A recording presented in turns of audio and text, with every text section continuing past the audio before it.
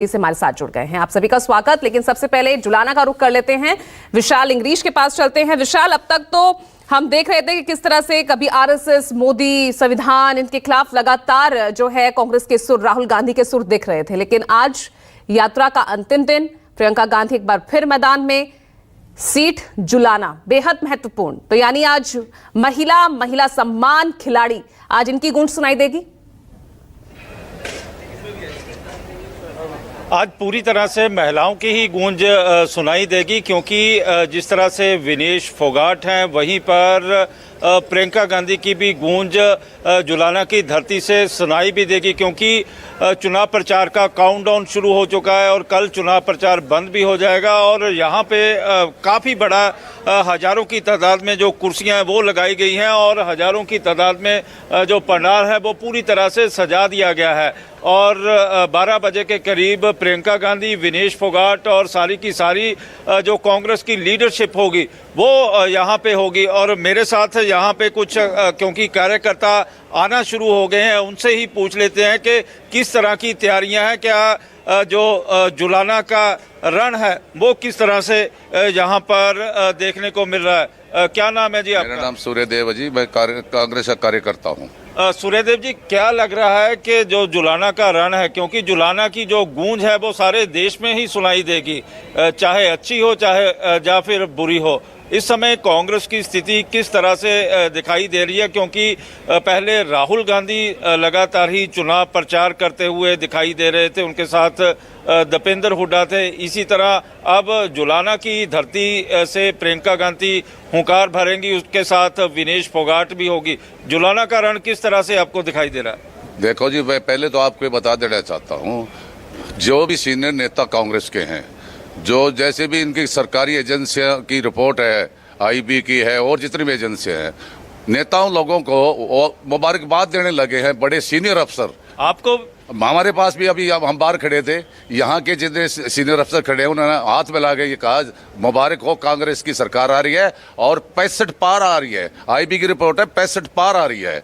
ये सुनामी है, ये पता नहीं कहाँ जाके ठहरेगी। बीजेपी 10 से नीचे रहेगी, जो आईबी की रिपोर्ट है।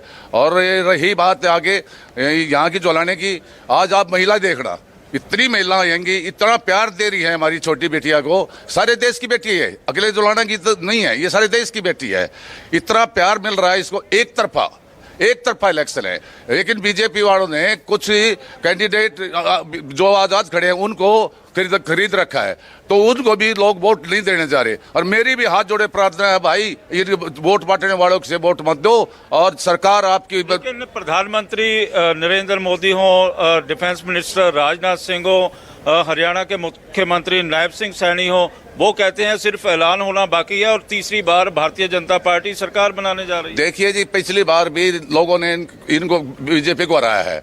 ये तो वो जो है जो जेजेपी जो इनके साथ समझौता करके या जो इन्होंने सपोर्ट दिया था उसका आज भुगतान भर रहे हैं। इनकी जेजेपी का कोई भी कैंडिडेट, सबकी जमानतें जब्त हैं। नेता अभय चौटाला कह रहे हैं कि हम 30 से 35 सीटें लेके जा रहे हैं। ऐसा है जी, उनकी जो हमेशा ही आदत रही है झूठ बोलने की, हमेशा झूठ की राजनीति करी है। वो खुद अपनी सीट हारने जा रहे हैं। हैरानी हो गया आपको, वो खुद अपनी सीट हार रहे हैं। कार्यकर्ता के तौर पे भविष्यवाणी कर रहे हैं। मैं लोगों के पास जाकर के देख रहा हूँ, मैं लोगों को सुन रहा हूँ, मैं जगह घूम रहा हूँ, मेरा इंटरेस्ट है क्या हो रहा है। लेकिन वो तो कहते हैं कि चाबी मेरे पास रहेगी, सरकार जिसकी मर्जी बने। वो अपनी सीट बचा ले, यही बहुत है, इससे आगे कुछ नहीं। तो किस तरह से जुलाना में इस समय, क्योंकि जहाँ पे हजारों की तादाद में कुर्सियां भी लगा दी गई हैं और यहाँ पे जो लोग हैं वो आना भी शुरू हो गए हैं, क्या लग रहा है कि कांग्रेस की सरकार बन पाएगी? क्योंकि लगातार ही दलितों के बारे में सवाल खड़े किए जा रहे थे। कल प्रधानमंत्री ने भी कहा कि वो ओबीसी समुदाय से आते हैं और हमेशा ही गालियाँ दी जाए। आपने पहले देखा था इनके एमपी ने, कितने एमपीओ ने कहा था कि आज हम हमारी सरकार आते आरक्षण को खत्म करेंगे।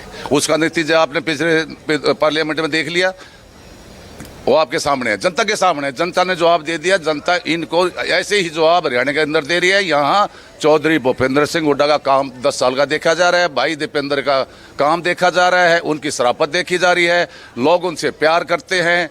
और हर आदमी अपने आप को चौधरी भूपेंद्र सिंह मान रहा है, हर बच्चा नौजवान अपने आप को दीपेंद्र मान रहा है। यहाँ सुनामी है। और आज आप देखना, ये जो पंडाल है ये बहुत छोटा पंडाल है आज के लिए। आज लेडीज आप देखना, हम तो यहाँ घूमते हैं, देखे हैं, लोग ये कहते हैं विदेश तू घर बैठ जा, हम इलेक्शन लड़ रहे हैं तेरा बेटी। जैसे पंचायत का लड़ते हैं ना जी, उस तरह से लोग इस पंचायत के तौर पर लड़ रहे हैं।